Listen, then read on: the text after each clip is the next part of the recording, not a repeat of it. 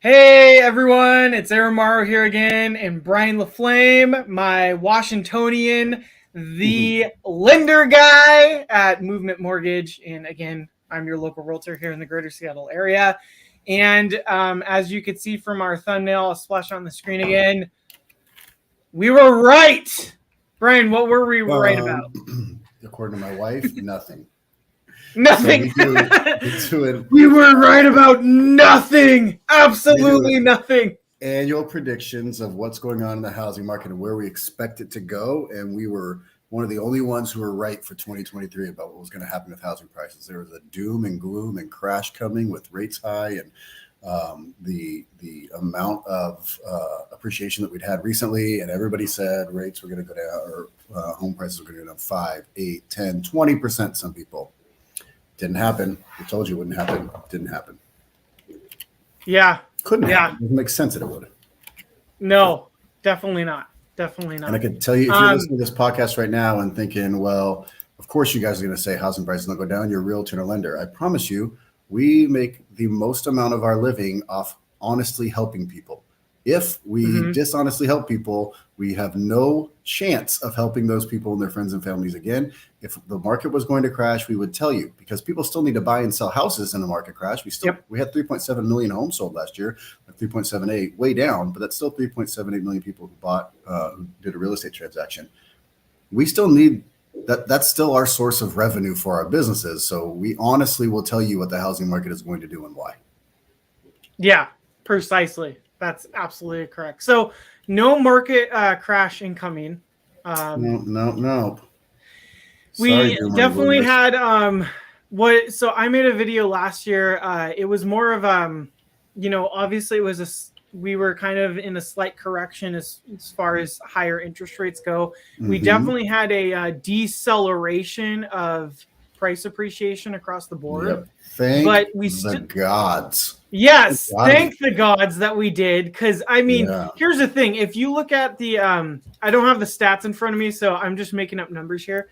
But well, and they're not actually made up numbers; they're rough estimates. But if you look at like the 30-year average for the entire greater Seattle area, I think we're in. Bryan can he can fact check me on this if he knows the numbers, but I think they're roughly around, it's about 4% appreciation on average for a 30-year period for just the greater Seattle area. Now there's a lot that goes into that because every city has different price appreciation. Our team actually, we kind of geek out on the numbers, and we could pull out appreciation charts that we have Excel spreadsheets on tracking the appreciation for specific cities on how they've been favoring. And in certain areas, like even in like 2019, right before COVID hit, there's a lot of areas that there were actually some negative numbers, very slightly.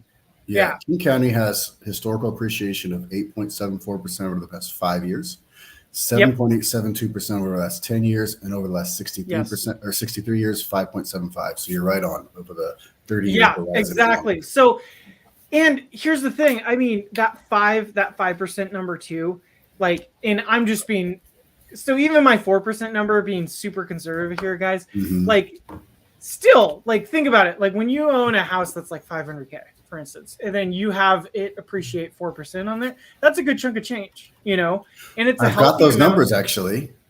I'm going to do it at 5%. So if you have a house at 500,000 and it appreciates 5% for the year, that's 525,000. So now you've made 25 grand.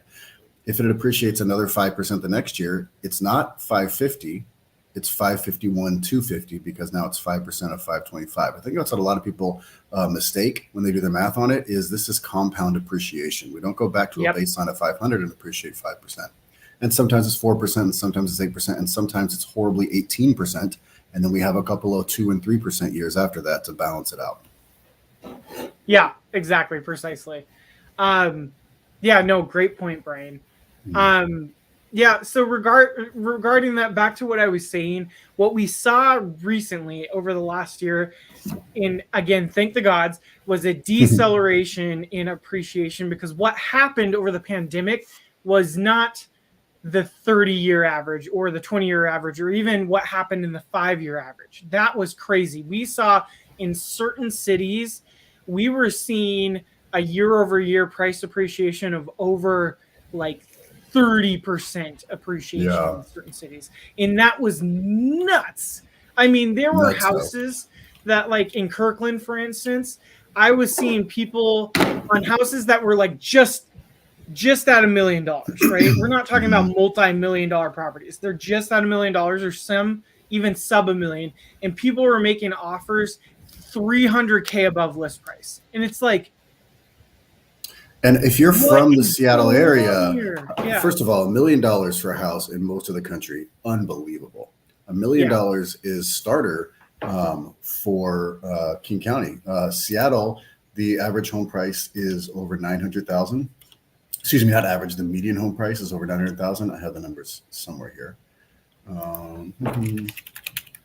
Yeah, the median house price in King County. No. Let's go. Here it is. $944 in Seattle and $885.5 in King County. So $1 million in Kirkland.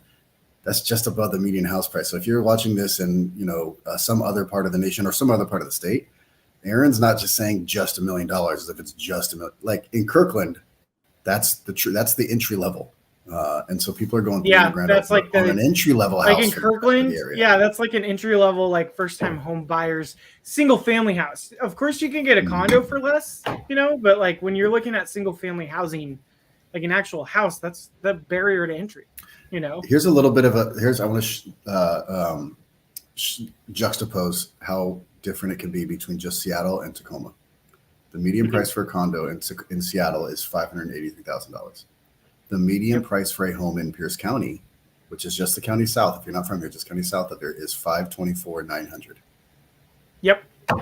For the single family house. That is the difference between these two places. So that's how much farther bang your buck goes. Yep. Yeah, so much further if you're willing to drive a little bit.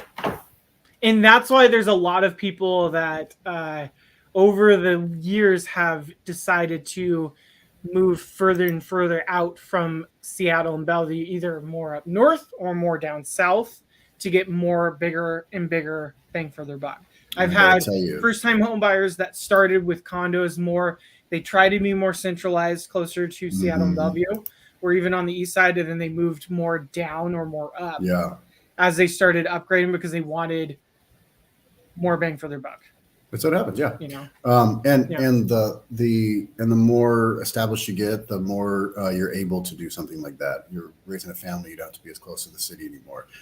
You can drive in and out of work. Maybe you have one of the spouses who stays home. You work different schedules, but that's neither here nor there. You from somebody who grew up in South Tacoma, maybe you want to move north if you're going to move out of Seattle. Otherwise, this is the product of South Tacoma. So maybe you don't want to be moving too far south and raising your kids there. All right. So Aaron, what do you think is going to happen in 2024 in the local Seattle area market? Oh man. Well, again, we keep saying some of this stuff, but I feel like we keep getting different viewers that keep popping in at different stuff on different episodes. So I might be repeating some of myself, but again, I will say since interest rates have started to go back down slowly again, I think as interest rates continue to drop, we are going to continue to see competition increase in the home. More home buyers are going to come out of the woodwork.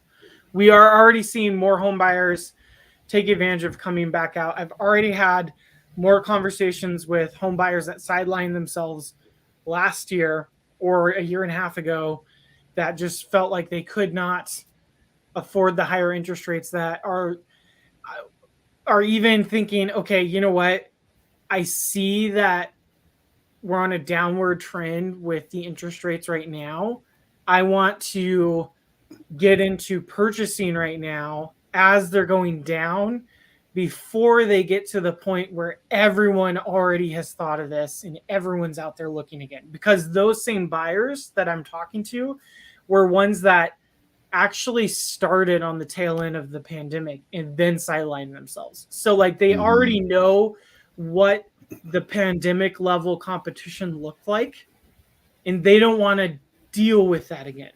You know what I mean? Okay. Yeah. So I want to talk about that a bit. The pandemic level competition, and it's coming back with rates in the 5s and 6s, not rates in the 2s and 3s. It just is. We started out 2023 with about 80% more inventory than we started 2022 with. By the middle of 2023, 2022's inventory had eclipsed 2023's. So we went down in inventory precipitously. We've come back up as rates have continued to go up. When they hit 8%, that's an inventory driver, not inventory. It doesn't take inventory away. But the greatest hedge, what I think most people care about, is housing prices going up, continue to go up, rates being high. It's going to be unaffordable. I can't afford a house. I wish I would have bought when it was. The greatest hedge against inflation is a 30-year fixed mortgage. Your housing costs are set. They will go up gradually with taxes, and maybe homeowners insurance will go up a bit. But they're set. They're not going to go up like rent will go up. I was teaching a homebuyer class last weekend, and one of the people said to me, my rent has gone up 20% in the last 3 years. So the competition is there, but I promise you the people that won out in the COVID competition are happy that they did. People calling for a real estate crash. Okay, let's say that happens. You still have to live somewhere. You still have to live inside. The real estate crash that happened in 2008, 9, 10, 11, and bottomed out in 12 was due to unaffordable mortgages. People putting people in mortgages they could not afford, and therefore those people foreclosed on those homes. That's not what this is now. These people are in 30-year fixed mortgages. America is the most conservative mortgage nation in the world. The Dodd-Frank Act made sure of that.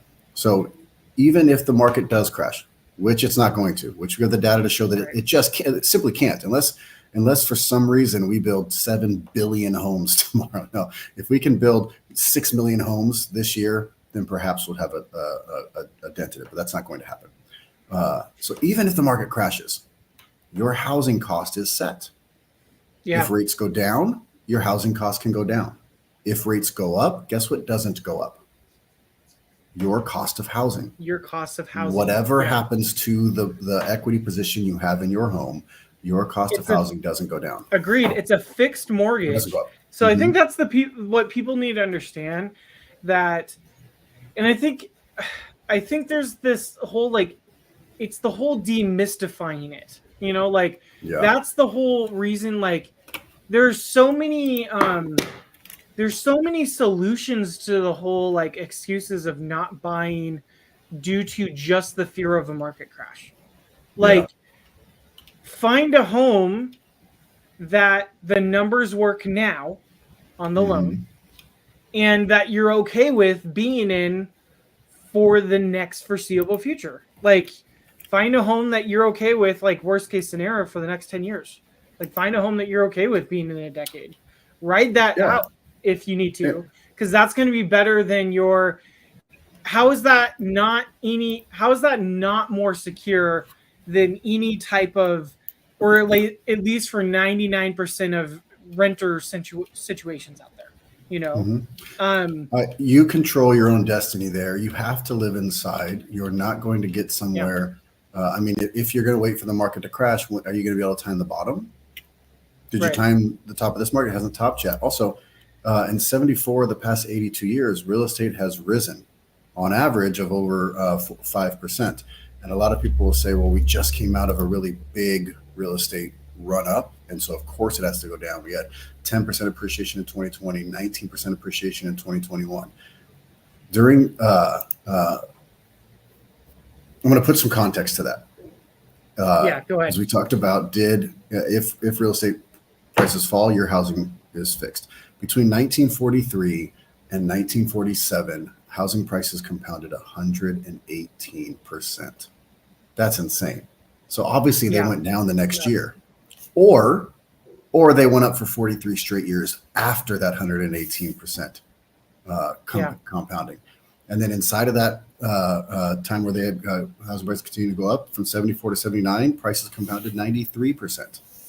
And then they went up for 10 years in a row before they fell by 1% in 1990, and then another 14 years after that. So yes, real estate prices did go up Yes, we wish we would have bought in 2018. Yes, we wish we would have bought every single house we could in 2011. But we didn't, and real estate prices are set to continue to go up for a few reasons.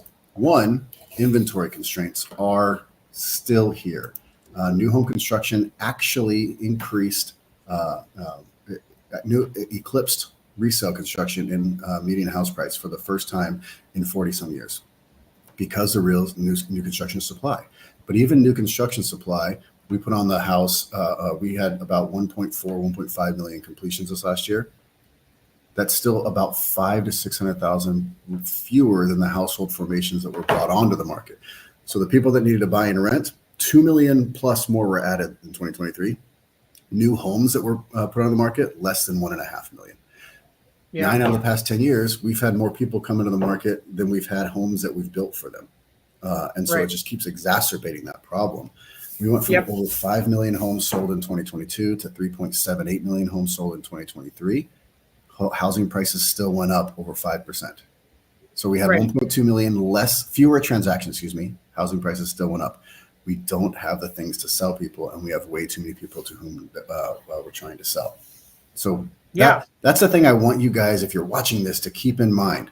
The mathematics, the data of it all shows this is where the market is going. We can choose to get on board, or we can choose to click on the clickbaity, if it bleeds, it leads. The market's going to fall by 15, 20%. These people have said it every single year since 2012. And that doesn't matter for the majority of the people that are interested in listening to that stuff. Because I'll tell you why.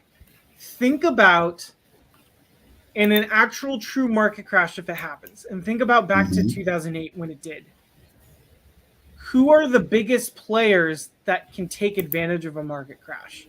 It's not you, the home buyer, or potential home buyer that's struggling right now, thinking about trying to buy a house and trying to afford to get into a mortgage and thinking maybe the monthly payments are a little bit too high, et cetera, et cetera. Maybe the interest rates are a little bit too high. Competition's crazy right now.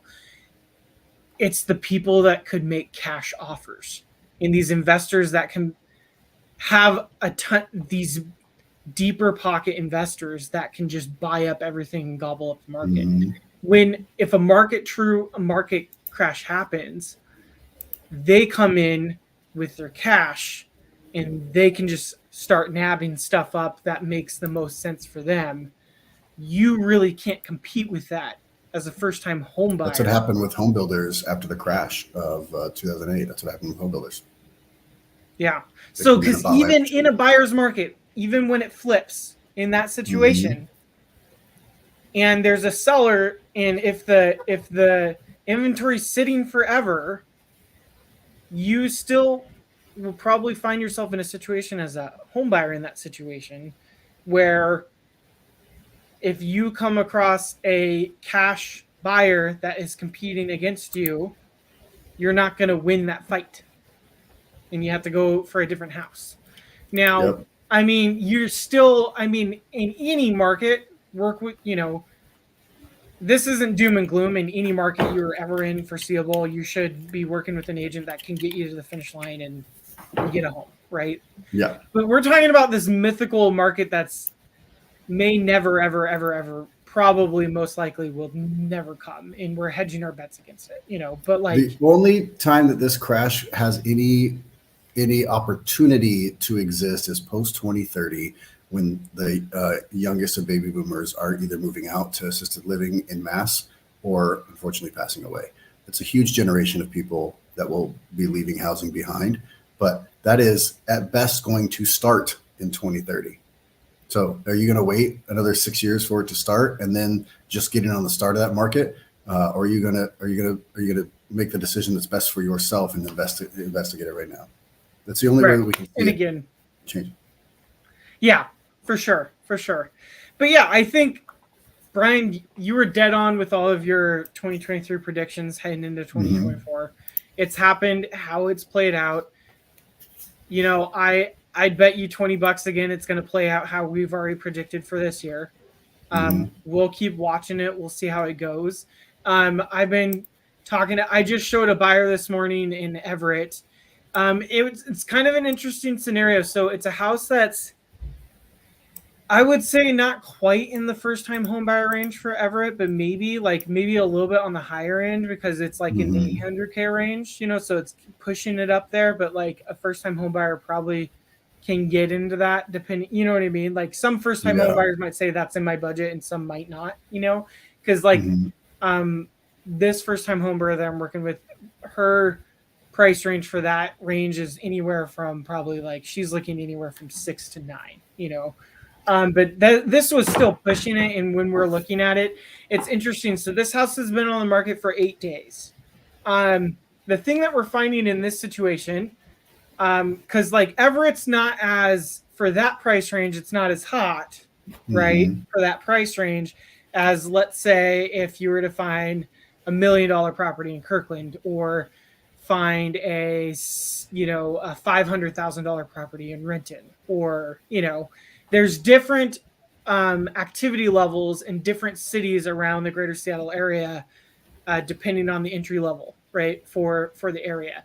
But so for this house, it's been on the market for 8 days. And I was wondering, I was like, well, I wonder why it wasn't nabbed. So they actually had 2 decently solid offers on it, but the seller hasn't moved forward on it. And the first offer was contingent. What that means is the buyer that made the offer on it, they also have a property that they need to sell. And it wasn't contingent upon them being pending. They just listed, right? So that's like fairly risky, and I get it. I, as a listing agent, probably wouldn't want to go that. I wouldn't want to go for that as my first option. Second option, our second buyer just made an offer on this property 2 days ago, and it was again full price. So both of these offers full price, and but this offer, it was a full price offer, but had an inspection contingency, which again, like people are like, yeah, no brainer, inspection contingency, right? And for the whole last year, that has been kind of more the norm. That's come back. That's a normal thing to throw those back in there. And, I am a huge advocate for my buyers to have an inspection. I am not, my buyers need to have an inspection done. Yeah. From the listing standpoint, they're a listing team that had, they paid for they had their seller have a pre-inspection. So from their side, in their point of view, if they've had the pre-inspection, they provided it. They want the buyer to do their homework up front to not have that contingency in play in the deal. So they're doing that. Yeah. So they're figuring that out on the side while the property is still available. And that's why the property was still available 8 days for us to still go see it. Because when I put this in front of my buyer 8 days ago, my buyer's like, great, I want to go look at it, but I can't for a whole week. So I was like, I don't know if it's going to still be available. So I was actually surprised that we were able to still keep the showing today. I booked it, and I'm like, I will tell you a couple of days beforehand and keep track to see if the showing's good. And I'll call the listing agent the night before to make sure that everything's still good. And lo and behold, this is the whole story up to it. Anyways, long story short, the property's not for her, but like I just thought it was interesting that's kind of going on in that price range. Again, it's hit or miss because I'm seeing some other houses where they, I have another buyer that's looking in arguably even a less competitive market than Everett, even more north, like it's actually one of our buyers together, up in like Marysville, Arlington area, and that's more in the entry level price point. I think they're looking between 4 to 5, right? 4s, yeah. And there's been a few houses that go within 24 hours. So like, it's just hit or miss all across the board where you're looking. So we're just keeping track of all that. And I think buyers just need to be with an agent that they're light on their feet. They're looking at the statistics and figuring out what works for them, Well, so like people ask me often, why do I even need a realtor? And that's a normal question because we've painted realtors as Modern Family, Selling Sunset. It's a job people know about, and they think, hey, during really good times, there's a lot of people real estate agents. But There's no way a layman would have got the information on that one house. That one was contingent. One had an inspection contingency, but the seller's already done a pre-inspection, and this is why it's going to be available or why it has been. There's no way that you're going to have that information going in to negotiate if the house had been for her, if you don't have an agent on your side like that. If you don't have somebody who's advocating for you and knows what's questions to ask, has a good reputation in the market. So like that, as you were saying all the stuff that you had done, just like it's a normal part of your job. I'm going to keep watching it. I'm going to call the agent beforehand. I'm going to have the whole story before we go see the house. That's just you doing your job. That's things that when people walk up to an open house or they see a home on Zillow and they contact an agent to show them the house, and they have no idea what goes into that for the good ones. Well, and I think it's switching. It's definitely a service-based industry, but it's a niche of really finding clients that are like, I need to hire a full-time go-getter agent that's going to go to bat for me, that's looking for these off-market deals, that's hunting, that's negotiating for me, and is doing the homework. And that's what I educate my buyers on and advise them on. So like, at my heart, I'm a heart of an educator, and I tell my clients the biggest thing is we do all the homework up front. So then we are eliminating a ton of properties before we even go see them. And it saves and it's not for me. It's not like me to save me from wasting my time. I'm valuing my client's time, and I don't want them to have to drive out to a ton of properties that wouldn't have worked for them, So like, for instance, that one client that I was talking about in Arlington, I know specifically that they've expressed to me the things that they're looking for. And it's not just they want property that either has the garage or they need a property that they can build a garage on. So if they're looking at something that doesn't come with the garage, I know it's super important to them that property needs to most likely be able to build that garage on there. So if I'm looking at a property, I'm going to do my best to figure out if that can probably get done ahead of time. Now, there's only so much that you can do, but like, there's things that you can be blatantly obvious about. So like, those are just questions. It's as simple as like sometimes just asking the listing agent. So like, in that situation, I saved us time driving up to Granite Falls one day for a Sunday showing, just to say, because I found out that we couldn't build a garage in the front yard because both the well and the septic's drain field were all in the front yard. So there was nothing that we could do with the property. And not only that, half of it was in a flood zone. So like, there was nothing that could be done with the property. So even though like it was this shiny object at first, it saved the client's time and saved me time, so like, ultimately it's just making the most efficient use of our client's time. So like, I always tell my clients, these are the things that we're doing up front. And at the bare minimum, let's just double check to make sure that this property can probably go with your loan type too. That sometimes usually comes more into play also with like condos, if they're like going FHA. But still, if I'm seeing something looks pretty rough, like I want to even know, like, can this even pass conventional? Like I want to know that before like I waste a client's time driving. If I know they're like 45 minutes away from something, I don't want them to have to see it if it's iffy, if it's like 99% sure it can't, go through, So those are just the things I'm looking for up front before to set them up for success. And ultimately it saves them so much more time not having to see a bunch of wild goose chases stuff, it saves them time and saves them emotional capital, because buying real estate is incredibly emotional, and it should be. You get the mortgage part done, you go through the rationality of the numbers, and then you get to be excited about buying a house.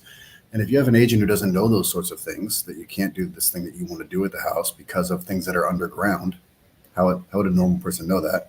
Then you run the risk of getting excited and comparing every other house to this one that you cannot have, and it can really taint the experience for you. Right. Yeah, and you know what? And here's the thing. I'm always honing in on my craft and learning more. And I'm learning from other agents that I work with too. So like Christy, for instance, on our team. So like what I was doing, like I pride myself in trying to go, like, again, above and beyond for any client, whether they're domestic or relocation based, because we get a lot of relocation based peeps from LinkedIn and social media and YouTube. But one service that we provide them and also our local peeps that are too busy to actually go see the properties themselves is I like to, if there's a property that we need to roll out, sometimes I'll go preview it first for them and do I got to get permission from the listing agent, but do a video walkthrough for them. Because a lot of times they're not available for a live video. So I'll do a recording with permission for the listing agent. The old way that I was doing it was I was recording it and uploading it as a private video on my YouTube channel and sending them the link.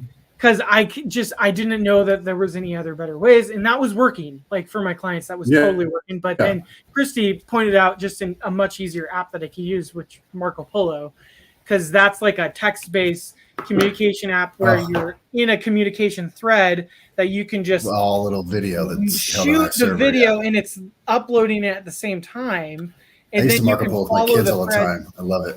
Super easy. And I'm like, oh my gosh, I don't know why and then it's there, then I don't have to worry about it. Now I can drive to the next property and not worry about waiting for upload later. So it's just like, there's things that I'm always tweaking and like getting better at, but like the intent is always to make sure that I'm providing the absolute best service I can for the client and always getting better. But and if you're a real estate agent watching on our social medias or listening on the podcast, you know that that's not everybody. I tell clients all the time. Aaron and I were talking earlier about our level of production at a Laflamme group in relation to the rest of the nation. It's up there, but what that gives us the opportunity to do is work with hundreds of agents a year. And I'm telling you, if you're looking to hire an agent, not everybody has that on their mind all the time. How can I get better for my clients? How can I get more efficient for them? How can I get them one step ahead? How can I get them $1 off? How can I help them? And that is always on Aaron's mind. Oh, absolutely. I mean, same with Bryan though. Like I will say this because I've worked with a ton of lenders and I still work with multiple lenders. Bryan is one of my favorites. He's one of the best. And one of? Yeah. One of. I got to throw that in for legal purposes. We're going to edit out that one of in post. In post-production, wrap that up. Yeah. No, but like I love doing, so like Bryan, we do our Zoom meetings with his team to really walk the client through not only the financials and the home buying side of it. So then the home buyer will get a complete picture of how this process will work before we even get out there looking at houses. And it's one thing that I love that we team up so well on in like, I don't even know if I make up words, but synchronization. Synchronicity, you're right. Yeah, you're good. You know what I mean? But yeah, so and we're always looking for feedback, and that's one of the feedbacks we've gotten from our clients that we've partnered with that they enjoy. That has helped a lot is when we combine those meetings and kind of hit it as a 1-2 punch and they get the full picture, Zoom is a big deal for us, especially when you can join. It's amazing because this is such an incredibly important time for people. It's either their first, maybe their second, or at best their third and maybe a couple of more that they've done in their life. And, Aaron and I are not so arrogant to think that we could do your job day one, that we could step in and do everything that you do the first day. But we really expect that of you, because you're making lifelong choices based off very new information that Aaron and I are giving you. And so we're big on Zoom calls and big on the hand-holding communication aspect of like, this can be either a very fearful time if you're left alone to go at it pretty much on your own, or it can be an incredibly memorable and wonderful time if you've got a good team there that you feel safe around and know that they're going to over-explain and that you're never going to feel dumb for asking a question. Look at the two of us. You can't be, you're already the smartest person in the room when you're with Aaron and I. You're fine. and the humblest. Or, not the, anyways. He just proved my point. Yeah, I did. Anyway, call me. anyways, what I was gonna say is that I always tell clients that I always leave every conversation trying to remind them what the next step is, so then they never have to leave that conversation wondering what they had to do next or what they should do next. They're always gonna have that reminder, and then it's also why I've really tried to build up a lot of these videos that I've thrown on a YouTube playlist for my clients to send them, of basically answering the most common questions they have about the home buying process. So then that's there at a backup, because I know I do have clients that I've had text me at like 2 a.m. that I've been sleeping, so I don't see it till I wake up. But then I get a follow-up text. Oh, Aaron, I remembered you sent me that link to that playlist. Thank you. You had an answer to blah, blah, blah. So like there are people that are just wondering what I told them was the next step, and they'll get emails from us and text messages that tell them we are trying to help them in every way possible to make sure we are holding their hand every which way besides physically through the process. You know what I mean? And it's great. I don't know. It's good. It's rewarding. It's fun. And I think so. 2024, it's going to be interesting. I think for people that are listening that are thinking maybe this is your year to look into home ownership, even nationwide, whether you're local or nationwide, reach out to us, because we will introduce you to who you need to be connected to locally to get the process started wherever you are, to make sure you are on the track of home ownership correctly. And we want to see you succeed. We're your cheerleaders. We want to see you get into home ownership, because we're tired of seeing too many people get stuck in the rental cycle that want out. If you want in and you're like, I don't want to buy because I like the freedom of renting and keep moving and stuff, that's fine. Honestly, buying is not for you if you're someone that wants to resell every year and move somewhere else. That's expensive. Doing that, it costs money to buy and sell property. So don't be doing it even if you're doing it every 2 years, unless you've made a significant amount of money on appreciation, it's usually not worth it. So look at the numbers, and if you're someone that's I like moving into I enjoy moving into a new place every year or so, renting is probably more your style. So and you know this, if you're listening to this, you know it, you don't need me to be telling you this, but for those out there that are wondering, I'd like to stay in one place for at least 5 years and, not see my rent increase and have something that I own and be able to do whatever I want to my home and all that. Let's see here. We have a comment from a LinkedIn. Let's see here. Again, I believe it's Daisha. Sorry if I'm pronouncing your name wrong, Daisha, but you said, hi, just joined. Here, let me turn it on. Hey, Daisha. So Brian can see it. Hey, Daisha. So just joined. Did I miss the portion around refinancing? I bought in 2023 in DC, and I'm hoping to refinance. Okay. All right, I got you, Daisha. And this is you, not me. Yep. I anticipate refinances to go up about 60% next year. In volume, I anticipate purchases to go up about 2 to 3%. That's going to be about a 12% increase in just mortgage activity, and other activity is going to go up as well. So yes, you did not miss the portion about refinancing. Refinancing can be absolutely the right call for you. What I would do is I would call the real estate agent that sold you the home. If you still have a good relationship with your lender, call that person. If you don't remember your lender, or if you use Rocket Mortgage or some online lender, call your realtor, ask them who they use, and set up a consultation now. You're going to want to look at where your rates are, what your options are, and when it might make sense, so you're ready to pull the trigger when it's time to pull the trigger. Do not wait until it is the time to refinance, because a couple of things will happen.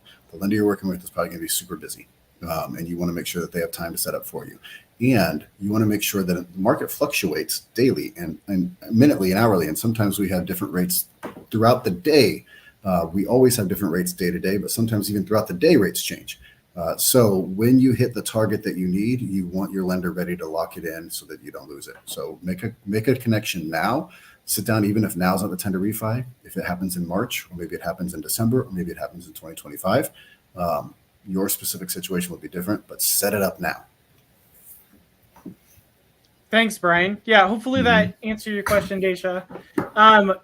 And Daisha, if you have any more questions for Bryan, again, I know he's local to Washington, but if you ever just want to pick his brain, after the live stream, since you're on LinkedIn, his contact information I'm going to be pinning in the comments below on the live stream after we are done live here when we're wrapping up in probably 10 minutes or so. So, good. Thanks for joining.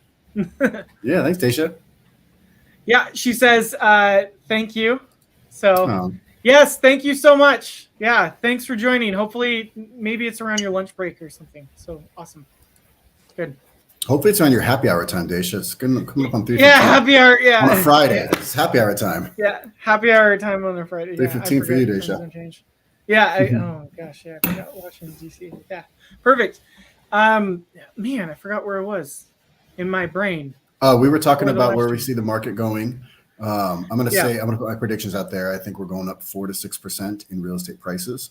Inventory is going to be constrained as rates get down into the 5s. New weekly new listings will continue to rise, but actual inventory will continue to fall as those houses will get swept up pretty quickly. And we're going to have multiple offers and fewer price concessions. We already have price concessions price drops. So an average market has nationwide, not speaking of Seattle area, but nationwide, has price drops of around 36%. So about 36% of homes go on the market and then drop their price and then are sold. We're trending right now around 31%. So that means that buyers are saying that this market is here to stay. So I think that we're going to continue to constrain inventory as more people come on the market. And I'm going to give you a little bit of the reason why. We talked about it in a podcast a couple of weeks ago. This is why lower rates do not lead to more inventory, even though they lead to more sellers. So I said we'll have more new listing data every week. So more new listings every week, and we'll have less inventory.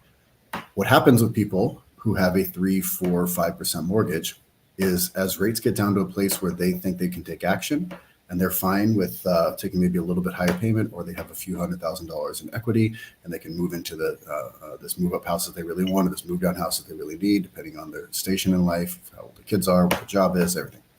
They're going to put their house on the market. That adds to new weekly listing data. But they're also going to buy a house that's on the market. And so that takes away from inventory. They're in net zero. As rates come down and millions and millions and millions and more people qualify, first-time homebuyers make up over 1/3 of the market. First-time homebuyers mortgage their property at a 93% clip. So 93% of first-time homebuyers take out a mortgage to buy. And that means that they are incredibly interest rate sensitive. So what we have is a ton of buyers who do not have a house to put on the market coming in to take a house off the market. And that is going to continue to push prices up. It just can't not. We have about I haven't done the math on it, but just quick back of the napkin math. We've got about 60% more new home permits and starts than we had this time last year, but it's still woefully low for the amount of people that we have coming into the market. So new home construction is not going to be able to keep up with that demand. It won't fall back quite as quickly, but it will still continue to move backwards relative to demand. So those are my predictions and the whys. Right. What's in the whys? Exactly. Man, you threw a lot in there, and I'd say ditto to basically all of it. We almost said it all at the same time. We almost jinxed each other. Yeah, basically. I'm going to say ditto to all of it, and then I will just add specificity to the competitiveness. I feel like what we're going to see, because you said inevitability of going sub 6 is inevitable. Mm-hmm. And when we do, I think that's when we're going to start seeing, because we're already seeing on certain properties, again, the whole waiving the inspection creep back in there. And like you said, fewer and fewer concessions. And we're going to start seeing it hasn't been as crazy or as normal, but they're still out there right now, the escalation clauses and the multiple offers, but we're going to see this be the norm again when we're sub 6. And we might even, this is a might, because like I have no clue, because honestly, it was a first time for me of being a realtor for a decade. And it was a first for my team owners this is the first time they've ever seen it in their real estate careers. And one of my team owners have been doing it for over 35 years. But the whole additional down payment form and waiving the appraisal, that may or may not happen possibly in some areas, especially maybe on the east side or in some more competitive markets where people, maybe some of the tech areas where people have more of the money to possibly start throwing those back into their offers if they're in multiple offer situations. Mm-hmm. We might see some of that again as we go sub 6 into the mid to low 5s. Who knows? Yeah. I mean, we'll see what happens. Is it going to be this year? We'll see. But I've never seen it happen before. And now that it's gone again, I'm like, whoa, wasn't that crazy? Like, I feel like I wish I prepped it, but that whole meme from Anchorman where he's like, whoa, that escalated quickly. That's how the whole COVID, or that's how the whole pandemic market felt. I was like, this just got nuts out of nowhere. Where did this all come from? You know? Yeah, we went from everybody shut down, everybody's scared, to money is so cheap, to everybody's buying houses and refinancing, to inflation's out of control, to like extremes of everything, and getting back to some normalcy that we've had, which this is then the extreme with how fast rates went up post-inflation. Like getting back to any sort of normalcy is going to require us to deregulate or to re-regulate, our nervous system of like, okay, we're fine here. But I don't think that that's going to happen yet. I think we have nothing to sell people, and people are so pent up with this housing demand of waiting for rates to fall down. And as they start to crest downward, people are going to start moving in and moving in and moving in. And I think it's going to be just like what you said.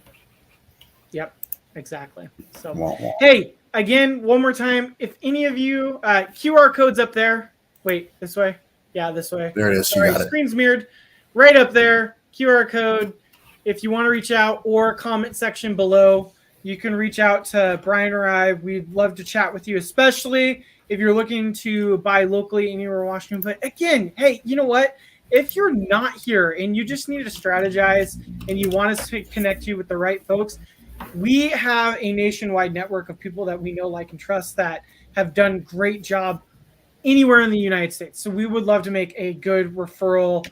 I call it the homie hookup, but basically anyone we can connect you nationwide and make sure that we are your biggest cheerleaders, and we will keep tabs to make sure that who we're referring is doing a great job for you, and that we see you get into home ownership, because it's important to us. So please reach out to us. Again, Aaron Morrow, Greater Seattle Realtor. I work primarily personally, I work with clients, King, Pierce, Snohomish Counties, buyers and sellers. Bryan doesn't really work with sellers all that much because he's a... Yeah, we help sellers when they're trying to negotiate or trying to in the broader picture, but it's mostly buyers. Call Aaron. He does. You know what? Here's the cool thing though about Bryan. He works with the sellers where it really counts, because he's been working with the sellers before they became sellers. Because he's been working with them as homeowners throughout their whole journey of home ownership before they became a seller. So that's the cool thing about Bryan. But anyways, Bryan Laflamme, Movement Mortgage, awesome. The lender, the mortgage guy. I keep throwing out just these random titles for him, but he's a lender. He's a cool lender. My favorite is Washingtonian. And Oregon. Yeah, Washingtonian and Oregonian. Or Oregonian. Just got licensed there too, because he had enough demand of clients sending him that way. So yeah, that's good.